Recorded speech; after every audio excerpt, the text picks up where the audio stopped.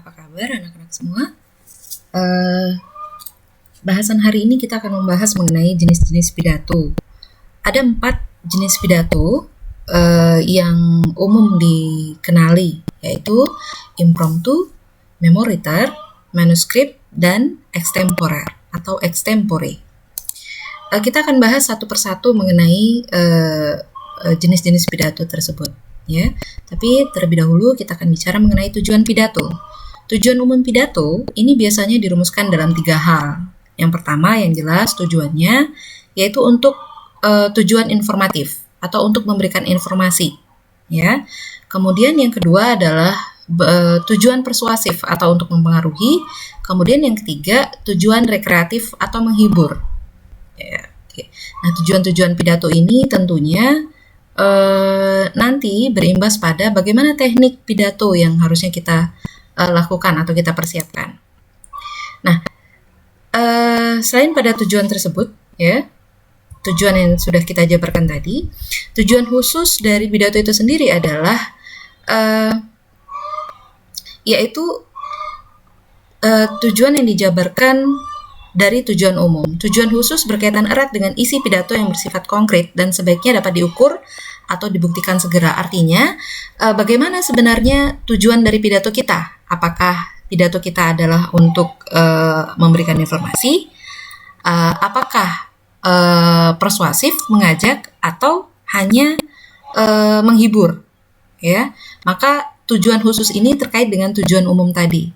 Tujuan khusus akan mengerucut pada tujuan umum, apa isi pidato kita atau apa tujuan dari kita melakukan pidato. Kita mulai dari jenis pidato yang pertama yaitu impromptu.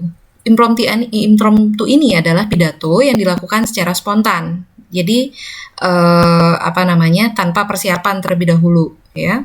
Jadi biasanya ini sering terjadi misalnya bahwa Anda diundang pada suatu acara, tapi Anda saat itu tidak diberi informasi terlebih dahulu bahwa Anda akan memberikan katakanlah sambutan dan lain sebagainya, ya. Maka pidato yang akan saudara-saudara sampaikan di sana yaitu jenisnya impromptu, di mana pada saat itu kita bisa melakukan konteks pidato secara spontan, ya, tanpa ada persiapan. Nah, apa sih yang menjadi keuntungan dari jenis pidato ini? Yang pertama, kita dapat lebih cepat mengungkapkan perasaan dari apa yang ingin kita sampaikan, ya. Tentu dikaitkan dengan tema acara saat itu, ya, konteksnya apa. Maka ide-ide kita bisa kita tuangkan di sana secara langsung. Kemudian gagasan yang spontan, tampak segar dan hidup itu terjadi karena tanpa persiapan, jadi apa adanya, ya, keluar. Nah, kemudian memungkinkan pembicara terus berpikir. Artinya dengan situasi ini, ya, dengan situasi ini otomatis kita sebagai pembicara yang diminta untuk memberikan katakanlah sambutan dadakan tadi, otomatis harus berpikir, ya, harus memiliki kemampuan untuk mampu merangkai kata-kata yang sesuai dengan konteks acara, ya. Maka pidato impromptu ini jarang terjadi di situasi-situasi formal, oke, karena event-event formal tidak mungkin mempersilahkan pembicaranya untuk melakukan pidato secara mendadak. Itu jarang sekali, ya. Kalaupun ada 1-2 terjadi mungkin, tapi jarang sekali.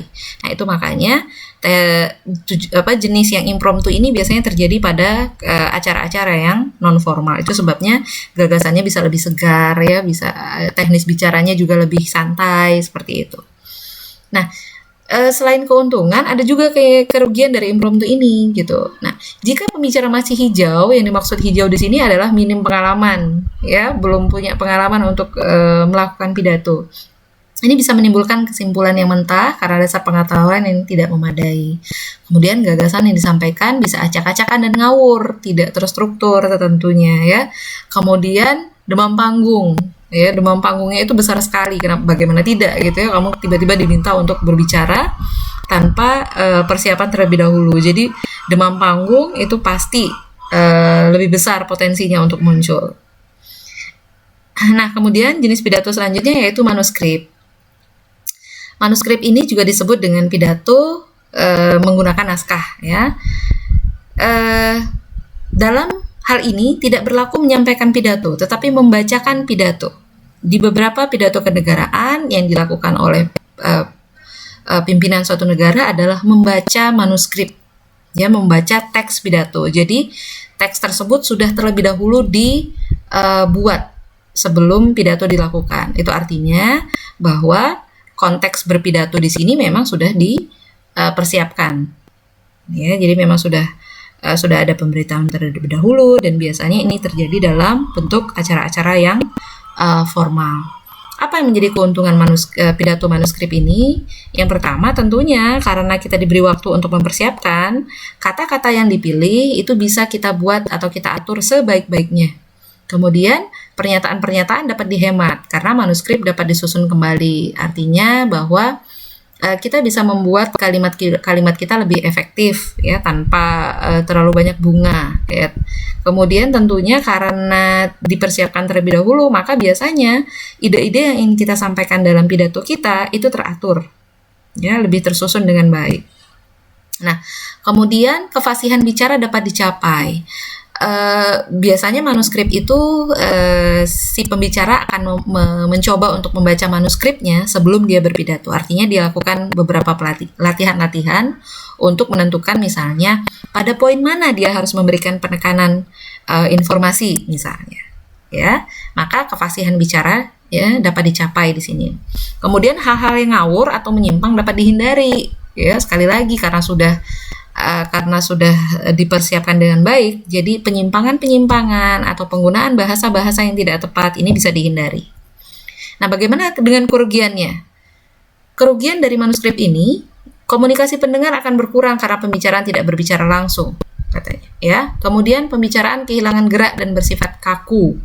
Kemudian umpan balik dari pendengar tidak dapat mengubah atau memperpendek atau memperpanjang pesan. Nah, ini hal logis yang terjadi karena sifatnya manuskrip ini karena tadi bersifat formal, ya, maka biasanya pidato dengan menggunakan manuskrip ini pun disampaikan dengan bentuk yang formal.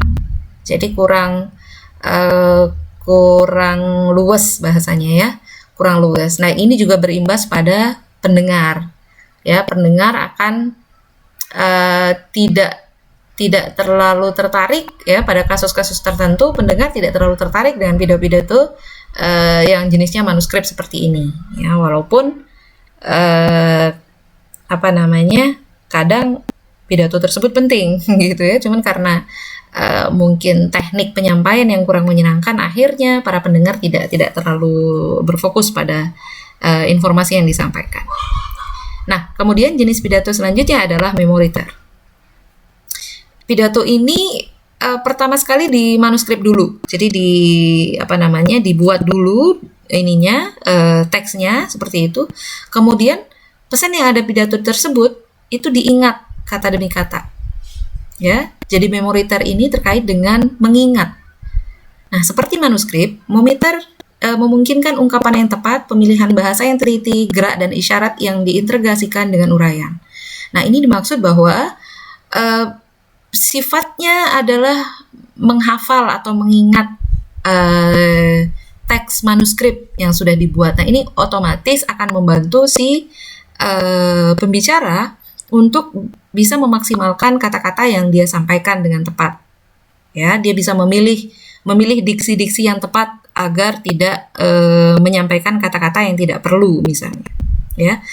Nah, kerugian memoriter ini perlu banyak waktu dalam mempersiapkannya, ya, kurang spontan, kemudian perhatian beralih dari kata-kata kepada usaha untuk mengingat-ingat. Nah, itu kelemahannya. Kecuali bagi mereka-mereka yang memang punya kemampuan mengingat baik, ya, walaupun tidak semua dari kita yang memiliki kemampuan mengingat dengan baik. Namun kadang sebagian orang melakukan teknis ini. Jadi dia membuat manuskripnya terlebih dahulu, baru kemudian dia menghafal. Ya, kelemahannya adalah bahwa dengan menghafal ini otomatis dia akan teralihkan dari bagaimana teknik menyampaikan dengan baik, beralih dengan bagaimana mengingat teks demi teks atau kata demi kata yang ada dalam teks yang dia buat. Itu kelemahannya. Kemudian jenis teks selanjutnya, jenis pidato selanjutnya itu extempore. Nah, pidato ini juga sudah dipersiapkan, namun hanya berupa outline saja, garis besar dan pokok-pokok saja. Jadi tidak berupa sebuah teks penuh seperti manuskrip yang kita bahas tadi. Jadi ini hanya berupa poin-poin pokok yang kemudian oleh si pembicara dikembangkan pada saat dia melakukan pidato. Ya. Kemudian penunjang pembahasan atau supporting points, menggunakan supporting points. Pembicara tidak berusaha mengingat kata demi kata, karena bagi sebagian orang itu sulit dilakukan ya. Nah, outline tadi atau poin-poin tadi hanya merupakan pedoman untuk mengatur gagasan yang ada dalam pikiran kita. Jadi dengan menggunakan poin-poin yang dibuat, kemudian si pembicara tadi mengembangkan ide-ide tersebut dengan menggunakan bahasanya sendiri. Nah, ini yang masuk dalam kategori pidato extempore. Apa yang menjadi keuntungan dari extempore ini? Mereka-mereka yang melakukan pidato dengan teknik extempore ini biasanya antara komunikator, ya, komunikasi pembicara dan pendengar ini terjalin lebih baik. Kenapa?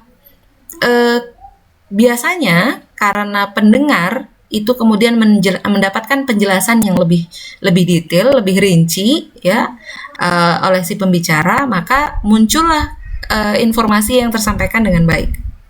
Oke. Nah, kemudian pesan pidato dapat fleksibel untuk diubah sesuai dengan kebutuhan dan penyajiannya lebih spontan. Nah, jadi tidak kaku, ya. Nah, di sini si pembicara lebih lebih fleksibel untuk bisa mengembangkan ide yang dia buat tadi, yang dia buat per poin tadi. Nah, namun ada juga kerugian dari extempore. Apa itu? Untuk pidato extempore ini akan kurang baik jika dibuat terburu-buru. Jadi tetap butuh waktu, ya, agar tidak keliru dalam misalnya menyusun ide-ide sehingga tidak tersusun secara kronologis, ya. Kemudian pemilihan bahasa yang jelek ini terjadi kepada orang-orang yang mungkin memiliki diksi yang minim, ya, tidak memiliki diksi yang banyak sehingga mampu mengembangkan ide-ide atau informasi atau poin-poin yang ada dalam teks extempore-nya. Kemudian kefasihan yang terhambat karena kesukaran memilih kata dengan segera. Ya, ini sama ya, kurang lebih seperti itu. Nah, memang dibutuhkan kemampuan komunikasi yang baik bagi mereka-mereka yang menggunakan teknik extempore ini. Ya, nah, walaupun demikian, umumnya rata-rata para pembicara atau orang-orang yang berpidato di depan umum menggunakan teknik ini. Ya, teknik ini tergolong efektif biasanya, namun tetap dibutuhkan keterampilan, ya, yang otomatis butuh latihan banyak sekali untuk bisa terlatih mengembangkan sebuah ide menjadi penjabaran yang lebih luas, seperti itu. Nah, kita bicara tentang struktur teks pidato, ya. Nah, biasanya dimulai dengan kata sapaan terlebih dahulu, ya. Kalau Anda Muslim, Anda bisa sebutkan salam, atau Anda bisa menyapa dengan selamat pagi, ya. Kemudian dimulai dengan salam pembuka, kemudian diikuti dengan kalimat pembuka, baik berupa doa, ya, ucapan syukur, bisa berupa sholawat, ya, dan pengantar isi dari pidato. Nah, dilanjutkan dengan isi, sesuaikan dengan topik apa yang ingin dibicarakan dalam pidato tersebut. Oke, selanjutnya kalimat penutup, ya, yang berisi ajakan, imbauan, doa, harapan, atau kesimpulan, ya, bisa dilakukan di kalimat penutup. Yang terakhir adalah salam atau salam penutup.